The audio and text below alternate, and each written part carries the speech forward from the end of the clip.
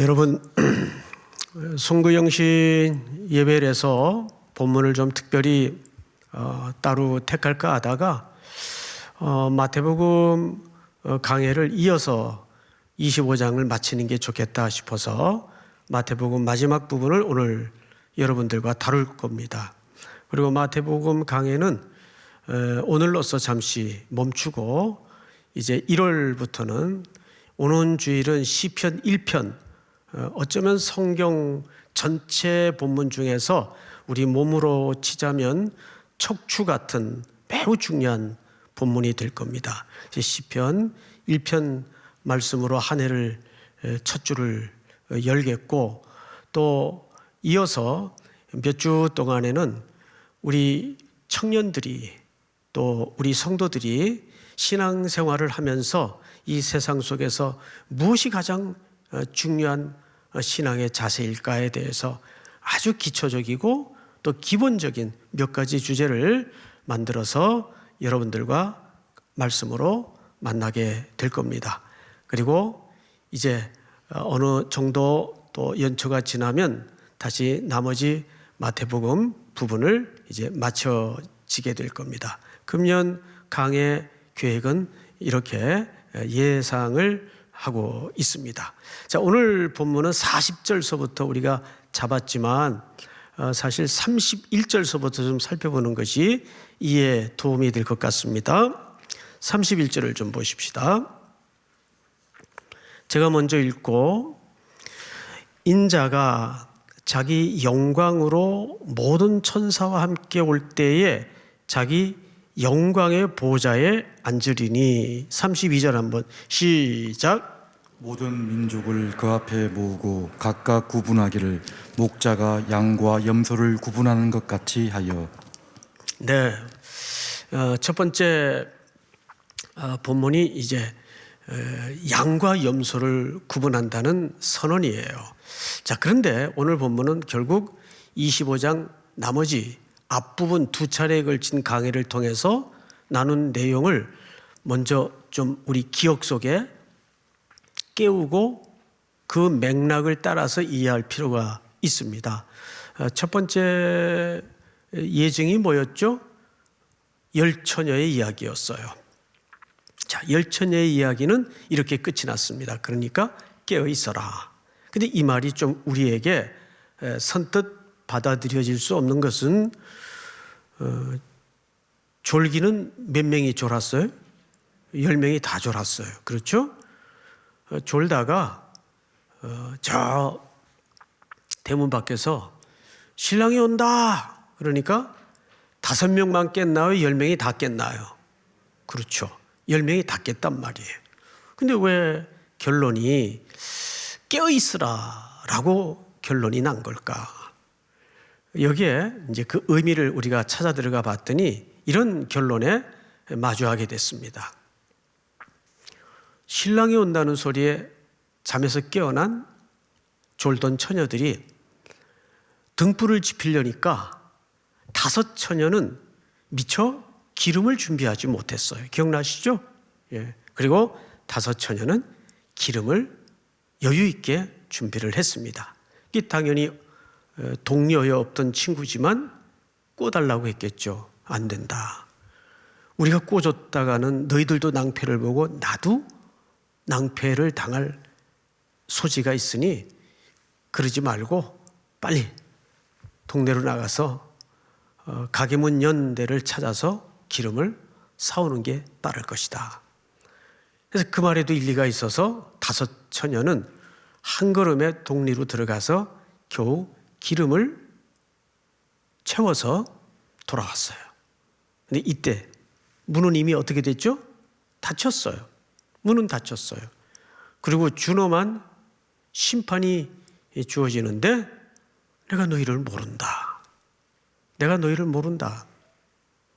자, 그러면 여기서 첫 번째 예증을 통해 깨어있으라는 말의 의미는 물리적인 졸다가 잠에서 깨라는 그런 의미가 아니라는 사실은 분명해요. 그렇죠?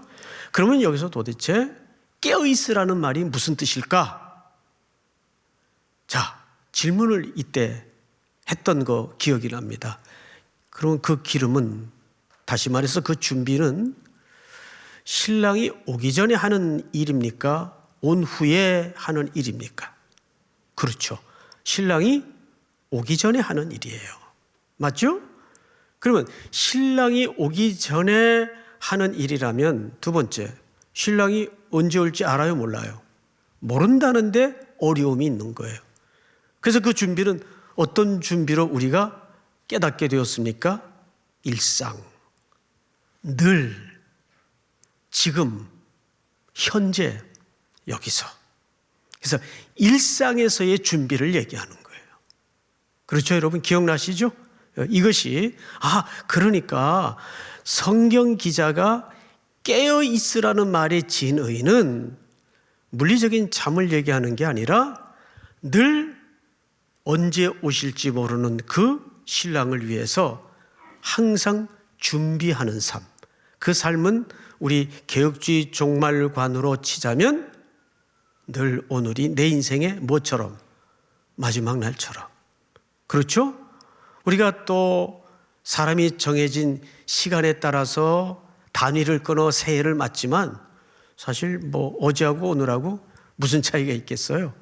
다 의미적으로는 같은 날이란 말이에요. 그래서 우리는 이렇게 매듭을 짓는 의미는 다시 한번 지난 1년을 돌아보고 또 새롭게 우리에게 시작되는 걸어가 보지 못한 그 길을 어떻게 살 것인가. 이것이 신년 예배의 참된 의미입니다. 그래서 저는 두 가지 질문을 여러분들에게 던지면서 새해를 맞이하고 싶어요. 그 질문이 뭐냐 하면, 삼일교회는, 특별히 우리 성도들은 어떤 방향을 따라 이 새해를 걸어갈 것인가. 근데 이미 그 명제는 답이 나와 있습니까? 나와 있지 않습니까? 이번 특세를 시작으로 우리가 정해졌던 큰 대주제가 있어요. 뭐죠? 예수를 따라 세상 속으로. 이것이 금년 한 해도 우리가 묵묵히 흔들리지 않고 걸어가야 될 올 한 해에 우리에게 던져진 명제예요. 이것은 삼일교회 성도라면 예수를 따라 세상 속으로. 그래서 제게도 금년 안에 가장 제 인식의 틀을 충격을 주었던 몇 가지 사건을 꼽아보니까 그 중에서도 가장 제 인식의 틀에 충격을 주었던 사건이 미국의 필라델피아에 소재한 미시오 신학교 방문 사건이었어요. 그 안락하고 잘 정돈된 캠퍼스를 내려놓고 돈이 부족해서가 아니라 수많은 슬픈 인상의 군상들이 모여 사는 그 다운타운, 그것도 슬럼가에 가까운 현장으로 학교가 100년 된 공장을 얻어서 거기에 학교를 다시 재개를 하고, 그리고 강의실 창밖에 내려다보면 그 고가도로 밑에 홈리스들이 배고프면 빵을 달라고 손을 내미는 그 풍경을 보면서 정말 강의실에만 박제화된 신학이 아니라, 성도들의 박제화된 신앙이 아니라 살아있는 신학, 살아있는 신앙은 과연 어떤 것일까? 그 모든 스텝들이 고민하는 현장을 보면서 제가 정말 충격을 받았어요. 그리고 마지막 코스로 도서관에 딱 들어가는데, 큰 규모의 도서관은 아닌데 그 책이 빼곡히 모든 자료가 가득 찬 그 입구에 제 눈에 시선을 잡아 끌었던 큰 울림은 Following Jesus into the world. 예수를 따라 세상 속으로. 이것이 사실은 어느 날 갑자기 우리 삼일교회 성도들이 만들어낸 어떤 명제나 구호가 아니라 일관되게 주께서 우리 청년들을, 우리 성도들을 지금까지 이끌어 오신 길을 확인하는 순간이었어요. 그리고 그동안 우리 성도들이 그런 이웃들과 함께 버성겨 오늘 이 자리까지 이끌어 주셨다는 것은 놀라운 경이로운 하나님의 일하심을 우리가 함께 동참하는 기적입니다. 제가 언젠가 여러분들에게 그런 말씀을 드렸어요. 하나님이 혼자서 선교사 숙소 못 짓고 그런 로로 카페니 이웃사랑 못할까요? 하실 수 있죠. 그런데 우리에게 헌금을 때로는 하게 하시고 거기에 동참하게 하시는 데에는 무슨 이유가 있다고 얘기했죠? 하나님은 그 관계 속으로 우리를 부르신 중요한 이유가 분명해요. 사랑하는 이들과 그 일을 같이 하고 싶은 거예요. 그래서 헌금은 소명애로의 초대요 부르심입니다. 하나님이 천지의 주재자이시고 주인이신데 하나님이 그거 아쉬워서 그거 할 수 없어서 우리의 도움이 필요해서 그럴까요? 그렇지 않아요. 그래서 봉사와 헌신과 헌금은 하나님이 우리를 사명과 소명애로 부르시는 명예로운 초대입니다. 믿습니까? 이 시대의 세상을 보면 번질거리는 일들, 폼나는 일들 많아요. 빛나는 일들, 박수받는 일들. 그런데 유독이 우리 삼일교회 청년들과 성도들은 가려하지 않는 길, 모두가 외면하고 싶은 현장들, 불편한 현장들을 주목해 하시고 바라보게 하시는 거예요. 오늘 사실 이 모든 내용이 그 내용에 집중되어 있습니다. 자, 이제 양과 염소가 무슨 의미일까를 한번 보십시다. 성경을 볼까요? 33절, 양은 그 오른편에 염소는 왼편에 두리라. 자, 양과 염소는 낮이면 그냥 같이 섞어서 풀밭에다 풀어놔요. 그러면 이놈들이 뭐 티격태격 싸우기도 하지만 널찍한 풀밭에서 꼴을 같이 먹고 같이 놀아요. 그러다가 오둑오둑 밤이 스며들고 어둠이 내리면 목자들이 염소가 들어가는 칸, 양이 들어가는 칸을 따로 구분해서 놓습니다. 왜냐하면 이놈들은 밤에 절대 함께 할 수 없는 생리적으로 안 맞는 뭐가 있다 그래요. 학자들이. 그것이 여러 가지 요인이 있겠지만은 이 양과 염소는 낮에는 그냥 같이 풀을 뜯어먹고 돌아다니니까 그냥 보기도 좋게 보이고 그런가 보다 하지만 하루의 끝인 밤이 내리면 그들은 우리를 따로 해서 밤을 지날 수밖에 없는 그 생물학적인 어떤 요인이 있다는 거죠. 그 엄격한 구분이 이루어집니다. 자, 그런데 이때부터 어떤 이야기가 전개되는가를 한번 보십시다. 34절 제가 읽겠습니다. 그때에 임금이 누구로 표시가 되죠? 임금, 왕이란 뜻이죠. 예, 임금이 그 오른편에 있는 자들에게 이르시되 내 아버지께 복받을 자들이여. 복을 받은 자들입니까? 복받을 자입니까? 네. 그래서 우리는 사실 오해를 하는데 이런 거를 미래 완료형이라고 그래요. 우리는 이미 이제 이번 주에 그 대목이 나오겠지만 시편 1편의 첫 마디가 뭘로 시작이 되죠? 복 있는 사람은, 복 있는 사람은. 그러니까 이것은 원초적 복을 얘기해요. 아까도 우리가 당신은 뭐라 그랬죠? 복덩이라 그랬어요. 이게 복을 받을 존재가 아니라 사실은 이미 복된 존재라는 선언이에요. 왜냐하면 그 뒤에 창세로부터 너희를 위하여 예비될입니까? 예비된입니까? 예비된, 이 헤토이마조는 완료형 동사예요. 이미 예비된 나라예요. 그러니까 우리가 복받을 존재로서 그 완성된 이미 예비된 나라에 들어갈 존재라는 얘기를 복받을 존재로 설명을 하는 거죠. 자, 그런데 조금 더 들어가 보십시다. 이게 무슨 얘기를 하려고 이렇게 뜸을 들이나? 예비된 나라를 상속받으라. 자, 그런데 예비된 뭐라고 수식하죠? 나라. 그러니까 이렇게 정리가 가능하네요. 자, 임금이라는 단어가 나왔어요. 그렇죠? 그때의 임금이 왕이란 뜻이에요. 자, 이제 앞을 잠깐 보십시다. 우리 또 다른 룸에서 공간에서 예배하는 분들, 또 온라인으로 예배하는 분들도 모니터를 좀 봐주시기 바랍니다. 보통 이 25장 마지막 부분을 최종적인 심판의 그림으로 오해하는 분들이 참 많아요. 근데 이 부분은 그 시간을 지향하는 것은 맞지만 사실 최종적 심판의 날에 벌어질 일을 그려내고 있는 게 아닙니다. 자, 여러분, 마태복음을 시작하면서 4장 17절에 뭐가 가까웠다 그랬죠? 하나님의 나라, 천국이 가까웠다 그랬어요. 그래서 마태복음은 하나님의 나라가 굉장히 큰 주제입니다. 그러면 그 나라의 더 주제는 누구겠어요? 왕이에요. 그 왕으로 예수께서 오시는 거예요. 그래서 왕이신 예수께서 나라를 선포하시는 거죠.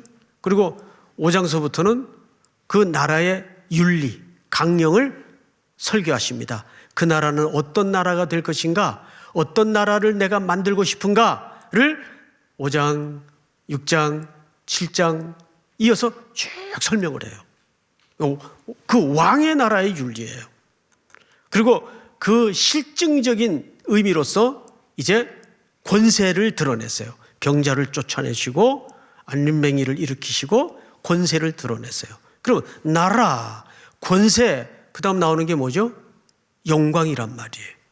그 오늘 영광이라는 주제가 나오죠. 31절을 보시면 영광의 보좌에 앉으리니, 우리의 모든 삶은 그 영광을 지향해서 지금 한 걸음 한 걸음 걸어가고 있는 거죠.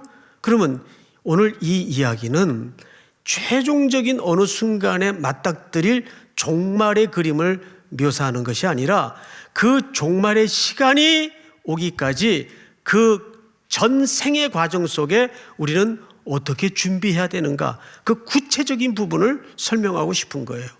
방금 서론 시간에 제가 열처녀의 이야기를 했죠. 깨어있는다는 게 뭐라 그랬어요? 오늘 늘 준비하는 삶이라 그랬습니다. 그러면 오늘 늘 그 준비하는 삶은 어떤 삶이어야 되는가? 그리고 마태복음 기자는 마지막 날에는 양과 염소로 나누어질 것이다. 그런데 그 양의 편에 세워질 오른편에 섰는 자는 그 일상을 어떻게 살았던 사람인가를 소개하고 있는 거예요. 이제 구조를 이해하시겠어요? 다시요. 유독 이 야밤에 생물학적으로 약한 사람들이 있죠. 예, 지금 위기의 시간입니다. 예, 저는 이미 그 위기를 이제 한 곱이 넘어섰어요. 저는 8시만 되면 해롱해롱 해가지고 아주 힘듭니다. 자, 다시요. 이 마태복음 25장 마지막 부분은 최종적인 심판날에 벌어질 그림을 얘기하는 게 아니에요. 양과 염소는 이미 구분된 존재예요. 오른편에 있는 자를 양으로 묘사했어요. 근데 왜 여기 영광이 등장하고 임금이라는 묘사가 소개되고 보호자라는 말이 튀어나온 것일까? 그리고 나라라는 개념이 소개돼요. 그러면 그 나라에 들어갈 사람들은 어떤 삶을 살아냈던 사람들일까? 이제 그 오른편에 앉을 사람들의 살아냈던 삶의 모습을 우리가 조밀하게 들여다보도록 하십시다. 35절. 내가 줄일 때, 자, 여러분 잠깐만요. 여기 내가는 지금 누구가 가리키는 거죠? 임금이 줄일 때 그 뜻이에요. 여기서부터 우리가 좀 의아하죠. 임금이 줄일 수가 있나? 예? 어쨌든 보십시다. 내가 줄일 때 너희가 먹을 것을 주었고 목마를 때 마시게 하였고 나그네 되었을 때 영접하였고 헐벗었을 때 옷을 입혔고 병들었을 때 돌보았고 옥에 갇혔을 때 와서 보았느니라. 모두 몇 가지 항목이 등장을 했습니까? 6가지. 잘 기억하세요. 줄일 때, 목마를 때, 나그네 되었을 때, 헐벗었을 때, 병들었을 때, 옥에 갇혔을 때. 인간의 고통의 문제가 여기 다 집약되어 있어요. 그런데 여러분 이상하잖아요. 아니 언제 임금이 이 지경을 겪었던 적이 가능한가 그 말이에요. 더더군다나 임금인데, 왕인데. 그런데 보십시다. 이에 저만 가졌던 의문점이 아니었더라고요. 37절 한번 같이 읽어볼까요? 시작. 주여, 우리가 어느 때에 주께서 줄이신 것을 보고 음식을 대접하였으며 목마르신 것을 보고 마시게 하였나이까? 예. 자, 여기 아주 중요한 의인들의 질문이 있어요. 저는 납득이 잘 안 돼요. 우리가 언제 그랬습니까? 그럼 이 말은 무슨 뜻이죠? 예. 자기들이 한 일에 대해서 알고 있다는 얘기, 모르고 있다는 얘기예요. 모르고 있다는 얘기예요. 이게 오늘 굉장히 중요한 포인트예요. 다시, 알고 있다는 얘기예요, 모르고 있다는 얘기예요? 모르고 있다는 얘기예요. 여러분, 우리 이런 표현을 쓰죠. 나 모르고 그랬어. 나도 의식하지 못했어. 의식하지 못하고 모르고 한 걸 뭐라 그래요? 무의식적으로 했다 그래요. 그 무의식은 다른 사람이에요, 본성이에요? 예? 무의식은 다른 사람이에요, 본성이에요? 본성이에요. 본성이라고요. 어거지로 한번 예를 만들어 봤어요, 제가. 오늘 책상 앞에 앉아가지고, 이거를 우리 성도들에게 어떻게 설명을 해야 이렇게 쏙쏙 들어올까 하다가, 어거지 예정이긴 하지만 한번 들어보세요. 숨을 쉬는데, 숨을 의식해서 쉬는 사람이 있어요? 숨 쉬네? 예? 그래요? 마치 이 사람들은 왼손이 하는 일을 오른손이 모르게 했다는 바로 그 대목에 해당되는 사람들이에요. 그러니까 왼손이 하는 일을 어떻게 오른손이 모르게 해요? 그런데 그게 가능하네요. 여기 가능한 사람이 나오잖아요. 그러면 이 사람들은 왼손이 하는 일을 오른손이 모르게 어떻게 가능하게 했을까요? 숨을 자기도 모르게 쉬듯이 이 사람들은 의인으로서 뭐예요? 오른쪽에 앉은 양에 해당하는 존재로서, 복된 존재로서 그것이 뭘로 자리 잡고 있다는 얘기일까요? 본성. 그게 그냥 삶이에요. 마치 우리가 숨을 쉬는 것처럼. 그러니까 이거는 더 근본적인 지금 이야기를 하는 거죠. 성경은 어디에도 오해하지 마세요. 이런 일을 해야 구원받는다는 얘기는 없어요. 맞죠? 근데 이런 얘기는 있어요, 없어요? 열매로 뭘 알겠다 그래요? 나무를 알아보겠다 그래요. 그건 맞는 얘기 아니에요? 그 나무가 살아있는 나무고 그 나무가 사과나무라면 반드시 사과가 맺히는 거예요. 그래서 사과나무하고 배나무하고 구분법 어떻게 구분하는지 아세요? 열매를 보면 돼요. 열매. 이건 사과나무였네. 두 나무가 초보들이 볼 때는 분간하기 어렵대요. 서로 비슷해가지고. 그런데 어려울 거 없어요. 열매가 맺힐 계절이 오면 뭐가 나오나 이거 배나무네. 배가 맺히는 거예요. 이거 사과나무네. 사과가 맺히는 거예요. 그렇게 구분한다 그 얘기예요. 그러니까 여기서 이게 얼마나 강력한 도전이고 강력한 명령인가 하면 적어도 삼일교회 비전을 공유하고 삼일교회 성도들이라면 이제 그 내재적인 본성에 뭐가 자리 잡아야 돼요? 예, 이런 일들이 사역으로서 일로서 하는 게 아니라 이제 저절로 하는 거라 그 말이에요. 언젠가 주일 예배 시간에 그런 말씀을 드렸죠. 선교는 교회의 비전이 되어서는 안 된다. 교회 자체가 선교사로서의 교회가 돼야 된다. 믿습니까? 똑같은 원리예요. 우리 교회가 긍휼이 비전이 되어서는 안 돼요. 긍휼은 이제 복된 존재로 부름받은 하나님의 성도라면 긍휼은 내 삶의 본성으로 자리 잡아야 돼요. 이걸 말까 이런 고민 자체가 안 되는 거예요. 이제는 이런 사람이 있어요. 오늘 여러 가지로 좀 정신도 사납고 피곤한데 숨을 쉴까 말까 막 웃죠, 그죠? 여러분들도 우습죠? 똑같은 거예요. 적어도 하나님의 백성이라면 이걸 우리가 해야 되나 말아야 되나 그런 고민은 정당한 고민이 안 됩니다. 믿습니까? 금년 한 해 우리가 걸어가야 될 길은 세상 속으로 누구를 따라서? 예수를 따라서. 그런데 가만히 보니까 이 모든 일을 예수님이 자기와 동일하게 여겨주셨어요. 작은 자들. 이 작은 자들은 뭐죠? 사회에서 그냥 잉여된 존재들로 취급받던 사람들이에요. 쉽게 얘기하면 아무 열매도 없고 도움도 안 되는 사람들. 그런데 오늘 과연 이 본문이 우리에게 그런 행위만을 버겁게 불편하게 강조하는 본문일까요? 그렇지 않다는데 눈물겨움이 있어요. 뭘까요? 이걸 누가 다 대신 겪어주셨나요?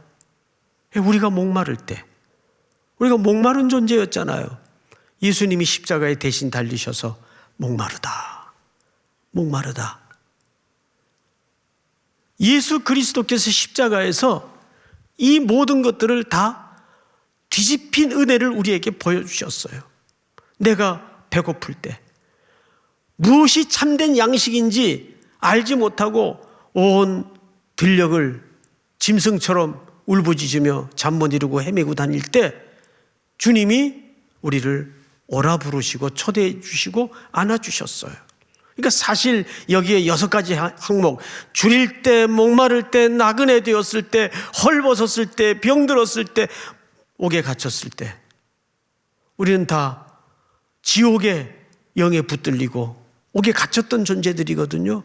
여기 어느 항목 하나 나와 무관했던 삶의 현장은 없었어요. 그런데 이 모든 것들로부터 자유케 하시고 새롭게 하시고 새날을 주신 분이 십자가에서 대신 죽음을 당하신 예수 그리스도의 죽음이에요. 믿습니까? 그분이 이 땅에 오셔서 이 모든 것들을 대속해 주시고 대신해 주셨어요. 인생이 항상 이 원리로 세상이 경영되고 돌아가도록 돼 있어요. 제일 긴 장르의 스토리가 요셉의 이야기예요. 가해자들이 형들이죠. 죽이려고 했고 실제 죽였죠. 그런데 거기에 피해를 당하고 가해를 당했던 요셉은 그 형들을 먹여 살려요. 그리고 형들은 죽이려 했던 그 요셉 때문에 먹고 살아요.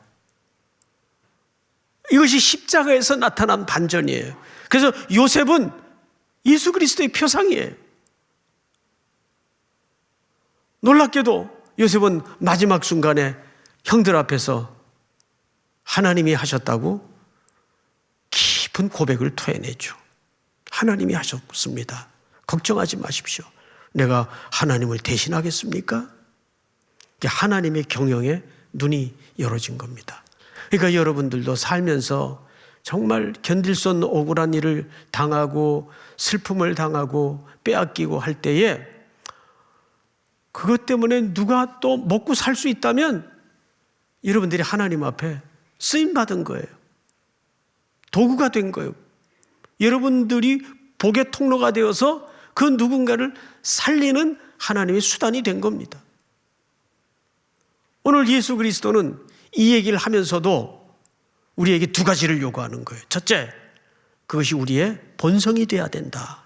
왜? 우리가 이미 그 예비된 나라를 상속받은 복된 존재들이기 때문에. 그리고 2번째는 그 절정은 어디서부터 시작이 되죠? 휴머니즘적 차원의 접근이 아니라 그리스도의 십자가의 구원, 대속의 죽음에서부터 이 일은 가능해지는 겁니다. 믿습니까? 마지막으로 성경을 다시 보십시다. 40절 임금이 대답하여 이르되 내가 진실로 너희에게 이르노니 너희가 여기 내 형제 중에 지극히 작은 자 하나에게 한 것이 곧 내게 한 것이니라 하시고, 지극히 작은 자, 오늘의 주제입니다. 지극히 작은 자. 이 지극히 작은 자는 그 당시 유대 사회에서도 인간 명수에도 못 들어가던 소외된 영혼들, 버려진 영혼들, 잉여 인간들, 그룹에조차 못 들어가던 사람들이에요. 그런데 참 이상하죠. 교회는 절대, 그래서 제가 이거는 아주 여러분들 귀에 아프도록 10년 동안 강조해 봐지만은, 교회는 하나님이 은혜로, 하나님의 축복으로 이루어지는 공간이지, 사람의 수, 규모의 크기, 효율, 이런 걸로 교회가 이루어져서도 안 되고 이루어지지도 않습니다. 우리 교회가 작은 교회는 아니지만 어떤 규모나 크기로 하나님의 일하려는 모든 시도를 계속 무섭게 채찍질하면서 내려놔야 돼요. 그럴수록 더 우리는 하나님의 은혜에 목마른 교회가 돼야 돼요. 그래야 교회 공동체는 상하지 않습니다. 믿습니까? 예. 그 은혜의 샘물이 매일같이 퐁퐁퐁 올라와야 돼요. 그런데 그 은혜는 누구에게만 주어지는 은혜죠? 목말라 운물을 팔 수 있는 자에게만 겪어지는 경험이고 은혜입니다. 3일교회는 365일 눈을 감으나 뜨나, 오 주님, 우리 3일교회 청년들은, 3일교회 성도들은 오늘도 주의 은혜 없이는 서지 못합니다. 목이 마릅니다. 항상 기도할 때 첫 머리에 가난한 심령, 뭐죠? 늘 목이 마른 심령이에요. 허기가 있는 심령이에요. 심령이 가난한 자는 복이 있다 그랬어요. 그 은혜로 살아가는 성도들의 전형적인 고백입니다. 근데 이제 왼편에, 이건 뭐 사실 스킵하고 지나가려고 그래도 오늘 본문에 채택이 됐으니까 그 결말을 확인하고 한번 하고 오늘 본문 설명을 마치도록 하겠습니다. 41절. 또 왼편에 있는 자들에게 이르시되 저주를 받은 자들아, 나를 떠나 마귀와 그 사자들을 위하여 예비된 영원한 불에 들어가라. 내가 줄일 때 너희가 먹을 것이 주지 아니하였고, 목마를 때 마시게 하지 아니하였고, 나그네 되었을 때 영접하지 아니하였고, 헐벗을 때 옷 입히지 아니하였고, 병들었을 때 옥에 갇혔을 때에 돌아보지 아니하였느니라. 자, 여러분, 이 말만 달랑 빼서 들으면 이런 구제에 빠지고 이런 거 안 하면 지옥 간다는 얘기인가? 자, 다시 말씀드렸죠? 이것은 결과론적인 얘기를 하는 거지, 그게 조건절로 얘기하는 게 아니에요. 하나님께 복된 존재는 지극히 작은 자들에게 그런 선한 열매가 나올 수밖에 없는 것이고, 하나님과 관계가 없는 인생들은 이런 열매가 안 나온단 말이에요.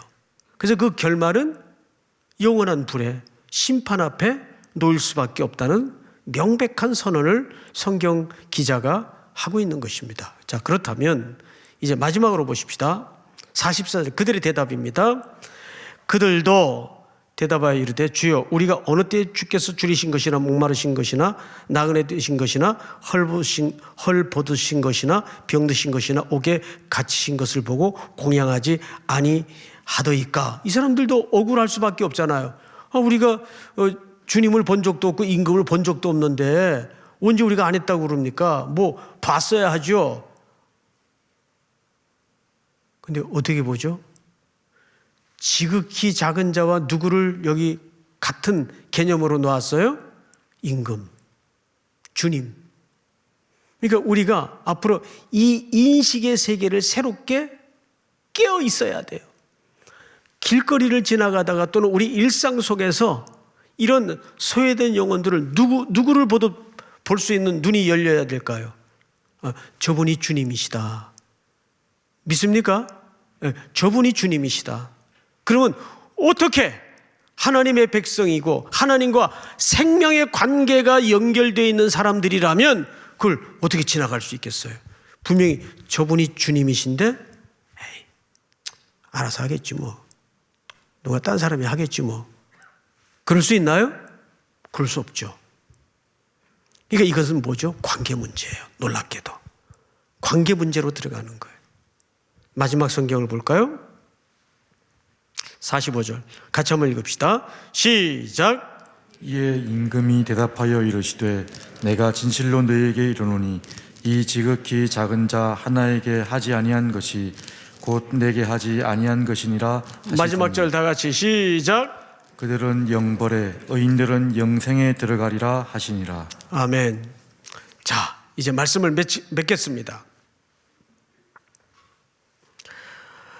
연약한 자들과 우리 자신을 동일시할 수 있는 길은 하나밖에 없어요. 예수님을 향한 오로지 믿음이에요. 그래서 이 본문은 관계로 결론이 나요. 그거를 알아본 자와 알아보지 못한 자의 가장 중요한 기준은 뭐였어요? 주님으로 받는가 못 받는가의 싸움이었어요. 자, 그렇다면 헐벗은 채 십자가에 달리신 그리스도가 세상의 구주라는 믿음을 가지고 있어야 돼요. 그분이 우리를 대신해서 헐벗고 주렸고 갇혔고 고난을 당했어요. 그분이 우리와 동일하게 여김을 받았기 때문에 우리가 그런 분들을 동일하게 만나면 역으로 누구라고 인식 속에 새롭게 들어와야 될까요? 주님, 주님. 두 번째, 그러한 믿음을 가진 자들만이 하나님의 나라를 예비된 나라를 상속받을 자로 오늘 임금이 규정하고 있는 겁니다. 지극히 작은 자, 굶주린 자, 목마른 자, 나그네 되어 헐벗은 자, 병들고 옥에 갇힌 자, 이들은 힘이 지배하는 세상에서는 쓸모없는 잉여인간들이었어요. 그러나 주님은 이러한 사람들을 자신과 동일하게 여기셨고 이제 우리 또한 이 동일한 시선과 가치관을 가질 것을 새해를 시작하는 우리 모두에게 강력하게 요구하는 것입니다. 이것은 사역이나 프로젝트가 아니에요. 사명과 소명을 뛰어넘어서 사랑이고 우리 삶의 정체성이어야 돼요. 마치 우리가 숨을 쉬는 것이 생명 있는 자이듯이 이것은 사명과 소명을 뛰어넘어서 정체성이어야 됩니다. 2022년 우리가 딱 한 가지 오늘 출발하는 이 자리에서 소원을 갖기를 원한다면 사람에 대한 시선이 달라져야 돼요. 믿습니까? 사람에 대한 시선이 달라져야 돼요. 특별히 이 사회에 그렇게 누구의 도움 없이는 살아갈 수 없는 자들을 향한 그 속에 주님의 눈물이 있고 주님의 아픔이 있다는 것을 기억하여 우리 삼일교회는 고지로 올라가는 교회가 아니라 저지대, 낮은 곳으로 계속해서 흘러내려갈 때 거기에 하나님의 은혜가 풍성히 여러분들 생애 걸음마다 고이게 될 줄을 확신합니다. 우리 다 일어나십시다. 일어나셔서 선한 능력으로 39세에 나치와 저항하다가 죽임을 당한 보네포 목사님이 남긴 고백이면서 곡이죠.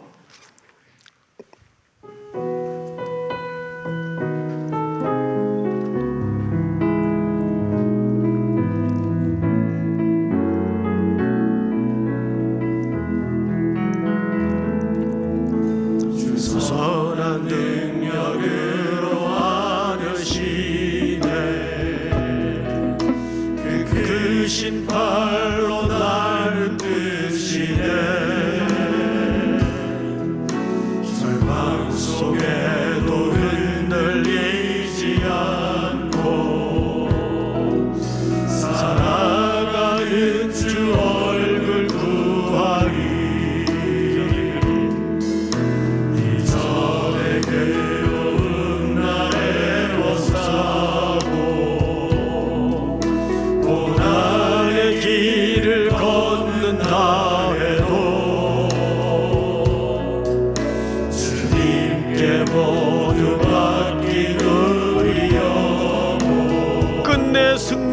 나를 맞으리.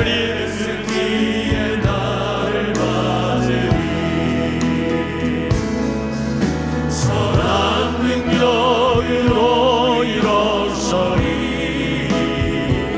주만 의지하니 믿음으로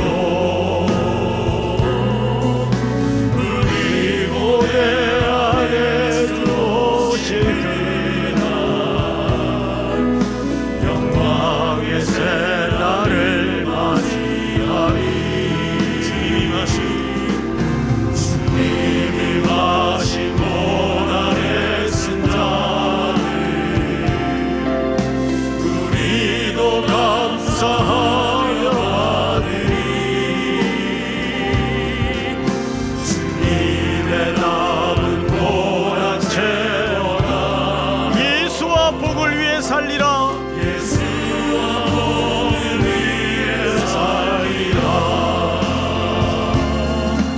선한 능력으로 일어서리.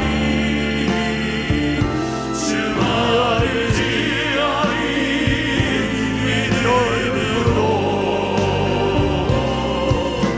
우리 고대하에 주오실 그날 영광의 새날을 맞이하리. 선한 능력으로 일어서리. 주만 의지하리 믿음으로 우리 고대 안에 주오실 그날 영광의 새날을. 우리 1절 다시 합니다. 선한 능력으로 하시네. 그 크신 팔로 날 붙드시네. 절망 속에도 흔들리지 않고 사랑하는 주 얼굴 구하리. 사랑하는 주 얼굴 구하리. 선한 능력으로 일어서리. 주만 의지하리 믿음으로.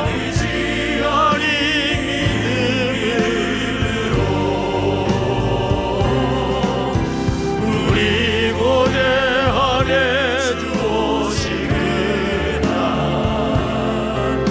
영광의 새날을 맞이하리. 선한 능력으로 일어서리. 선한 능력으로 일어서리. 주만 의지하리 믿음으로.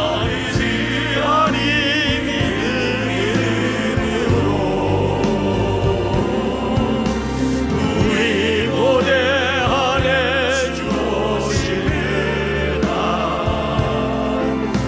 영광의 새날을 맞이하리. 우리 하나님께 영광의 박수를 올립니다. 기도하겠습니다. 사랑하시는 주님, 한 해의 첫걸음을 뗍니다.